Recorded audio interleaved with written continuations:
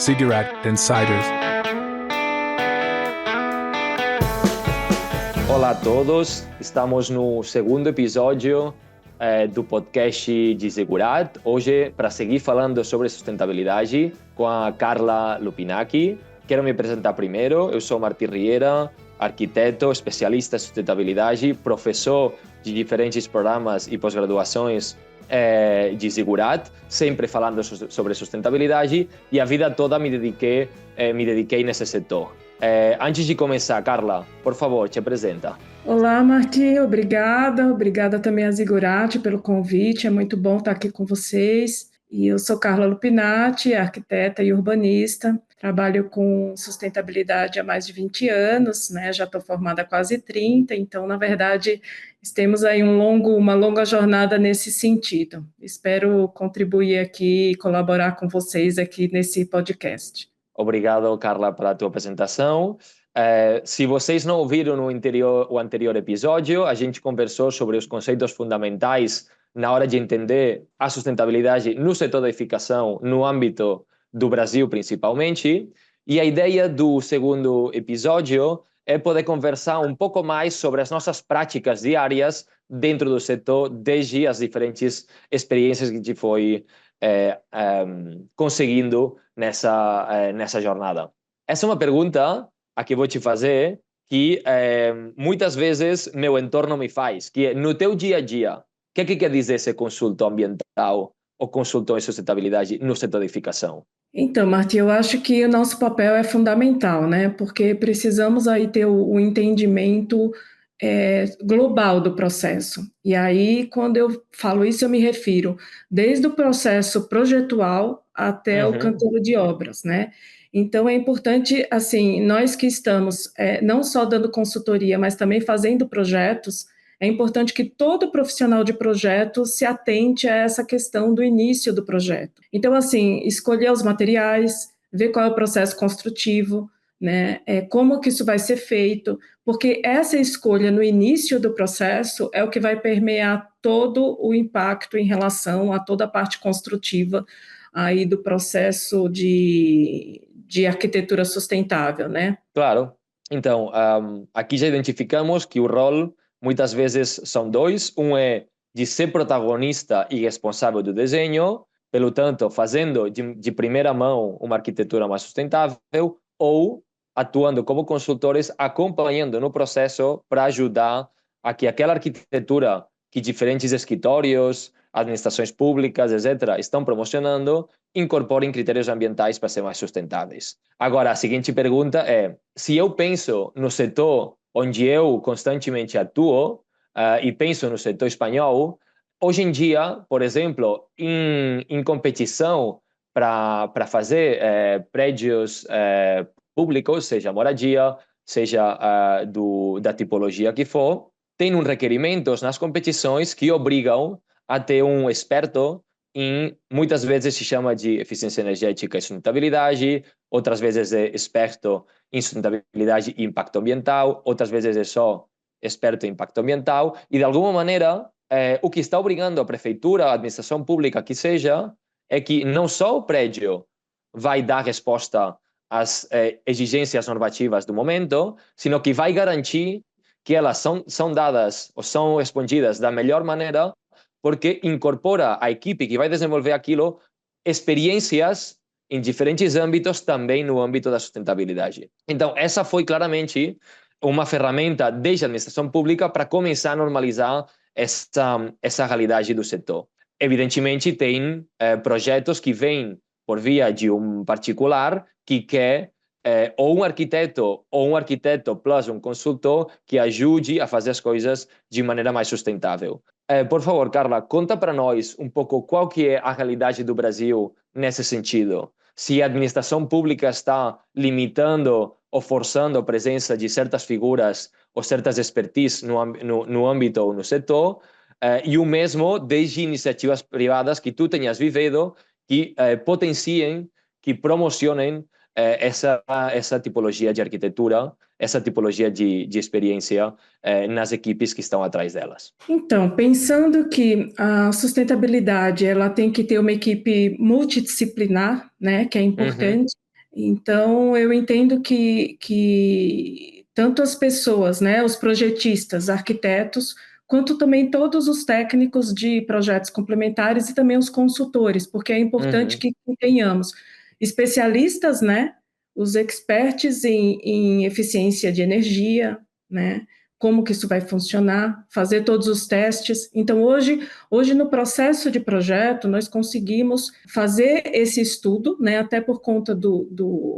da metodologia do BIM, a gente consegue, na verdade, né, uhum, antigamente não tínhamos essa ferramenta, e hoje é uma ferramenta incrível para a gente conseguir dar essa previsibilidade de como vai acontecer todo o processo projetual e como ele vai ser executado como metodologia mais ampla mesmo. Então, entendendo que a sustentabilidade ela precisa de uma equipe multidisciplinar, é muito importante que também se faça a gestão e o projeto integrado, porque é nesse momento que eu entendo onde a gente tem os melhores projetos, a entrega dos melhores projetos e melhores execuções, quando você tem uma uhum. equipe realmente considerando todos os consultores e, enfim, toda a equipe trabalhando junto, né? Porque às vezes você tem uma solução de materiais que impacta numa questão térmica, numa questão de conforto acústico, e você tem que mudar aquilo por uma questão de custo.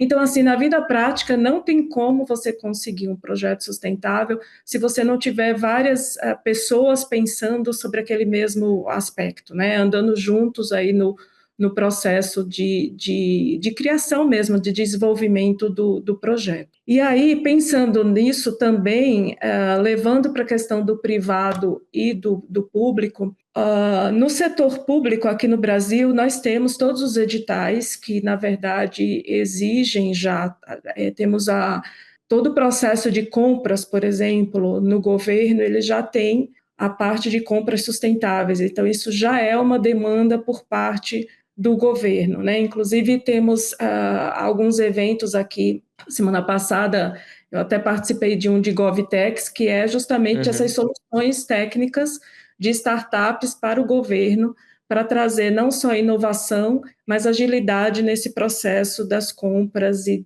dos projetos sustentáveis, enfim. Agora, então isso está caminhando, tá? Só que no Brasil as obras públicas elas são diferentes da Europa, elas são demoradas, muitas vezes o uhum, sistema construtivo não é o mais adequado, e se, enfim, por N motivos de questões de políticas públicas, que isso daria mais muitas horas aqui de conversa. Mas as políticas públicas no Brasil ainda tem muito que evoluir, né? uhum, Inclusive, sendo independentes de questão de gestão, de qual partido esteja ali na voga, né? Que uhum, tenha sido eleito, e precisa ser uma gestão de política pública atemporal mesmo, que encare mais de 4 anos, né? Que no caso é aqui, porque em 4 anos a gente não consegue atuar na cidade e atuar de forma mais ampla. Agora, no setor privado, as coisas acontecem no outro ritmo, né? E uhum, muito por conta da própria demanda mesmo dos usuários, né? Das novas gerações de estarem dando importância à questão das construções sustentáveis e da sustentabilidade na vida delas. Então, a gente tem alguns estudos onde os compradores aceitariam pagar um pouco a mais pelo seu apartamento, pela sua residência, e é óbvio que isso entra numa questão de economia, né, que a economia uhum, no Brasil ela é mais volátil do que a gente tem na Europa, mas enfim, o ponto aí é que as pessoas estão querendo consumir uma construção mais sustentável, então isso faz uma exigência também para o setor privado para considerar tudo isso. Então, acredito que o setor privado ele está mais à frente na prática, né? Falando de obras publicadas, hoje a gente tem aqui no Brasil temos em torno de mais de 2.500 obras pelo LEED, né? Nós somos o Brasil é o quinto país no ranking top 10 aí no mundo. Então, assim, isso é significativo, né? No mundo de certificações. E as uhum. certificações não é uma exigência, mas ela mostra aí um termômetro de como está o setor indo nesse caminho das construções sustentáveis, né?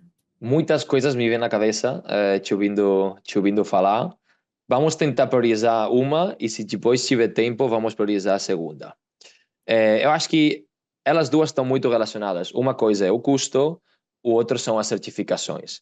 Então, começando pelo custo, claramente quando a gente fala de administração pública ou de iniciativas privadas, elas têm uma preocupação pelo custo que as coisas terão. Idealmente, e a gente já sabe que o que pode ser barato hoje é caro amanhã. Então, como trazer essa perspectiva de medidas, muitas vezes, que quando só a gente entende o custo, talvez não expressam as vantagens ou os prós que elas implicam, sobretudo em matéria de reduzir o impacto de sistemas sustentáveis. Nós, na nossa prática diária, por exemplo, aqui na Espanha, para evitar que projetos começam sendo muito ambiciosos e com o tempo, digamos, a ambição vai decrescendo porque o custo disso que tem um impacto vai fazendo que elas caiam durante o processo. Para evitar isso, a gente intenta trazer o conceito dos custos de ciclo de vida, que é,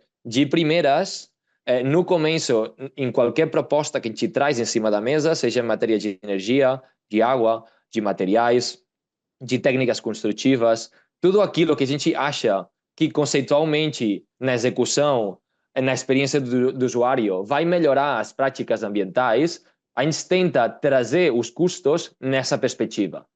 Custos que não são só operacionais, sino que também são de construção e que também podem até incorporar os custos das emissões associadas.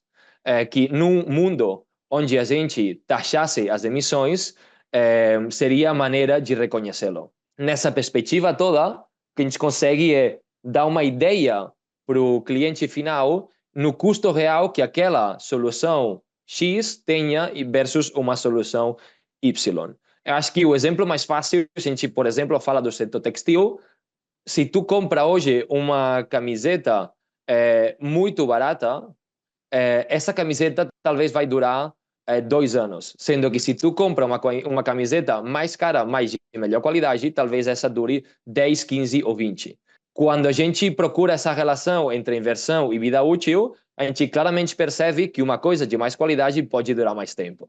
Nessa perspectiva de ciclo de vida, que experiências, digamos, tu foi capaz de implementar, Carla, para trazer a perspectiva do custo no teu dia a dia e conseguir que o custo possa chegar a ser um argumento na toma de decisões também em prol da sustentabilidade, sendo que muitas vezes a gente não trabalha a variável do custo, essa estratégia que a gente está propondo pode ser que fique durante o caminho. Qual que é a tua experiência em falar de custos no setor? Então, eu acho importante falar sobre essa mudança de pensamento, né? De mindset, a gente tem que mudar e tem que entender de uma forma diferente mesmo.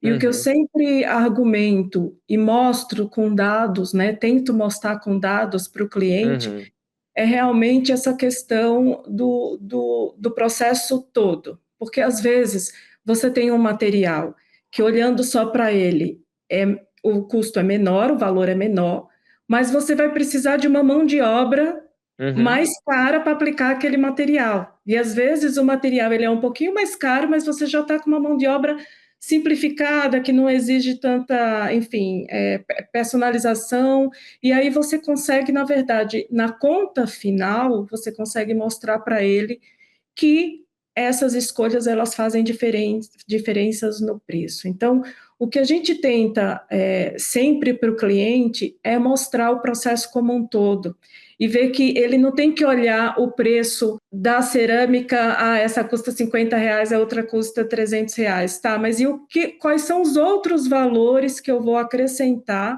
para que essa de 50 seja aplicada? Então, na hora que eu agrego esses outros valores, muitas vezes ela se torna bem mais cara do que aquela outra que já tinham incorporados serviços mais simples, ela já gerava menos impacto, porque o cliente, Marti, ele tem dificuldade em ver o que não é palpável. Então, quando a gente, na prática, né, Quando a gente fala, mostra para eles questões de sustentabilidade, ele fala, tá, mas isso, como que isso vai estar aplicado? Então, a gente precisa trazer dados e o que a gente fala, apertar no bolso, né? Porque na hora que a gente mostra para ele a economia que ele de fato vai ter, olha, você com essa obra, usando isso, você vai ter X reais, né? No nosso caso aqui no Brasil.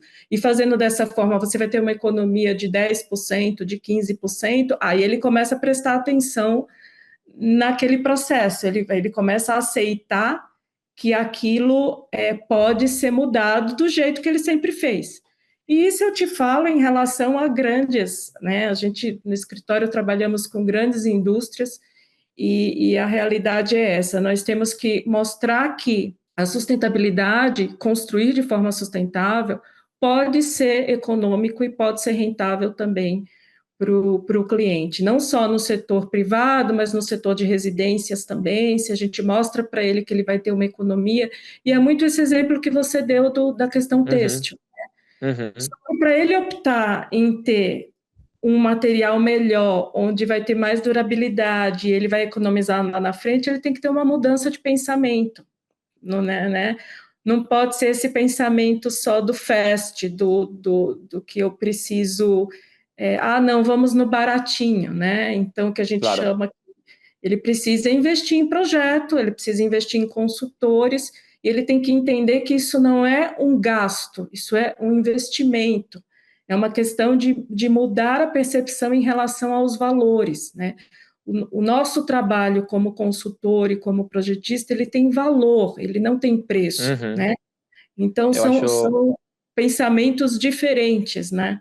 eu acho que não tem melhor maneira de acabar esse episódio que botando o foco na importância de que sustentabilidade e custo não vão por separado, vão dar mão, e que é através do incremento de valor e das diferentes perspectivas que nós, como consultores ou como desenhadores, a gente traz em cima da mesa, que nos ajudam a tomar decisões de maneira mais informada, e estando todo mundo fazendo parte desse processo para remar, digamos, todos na mesma direção. Eu acho que a gente começou falando de requerimentos públicos, a gente acabou, depois passou para falar sobre o trabalho em equipe, para fechar com essa perspectiva de custos e sustentabilidade. Uma coisa não vai desconectar da outra. Um prédio sustentável pode e não ser mais caro.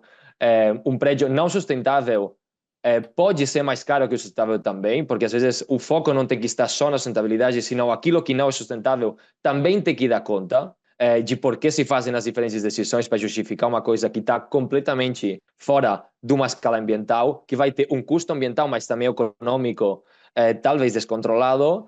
Eles também são responsáveis de participar dessa transição para mudar a maneira como a gente faz as coisas. Prazer, Carla, dividir esse mais um episódio contigo, falando sobre sustentabilidade. Obrigada, Martim.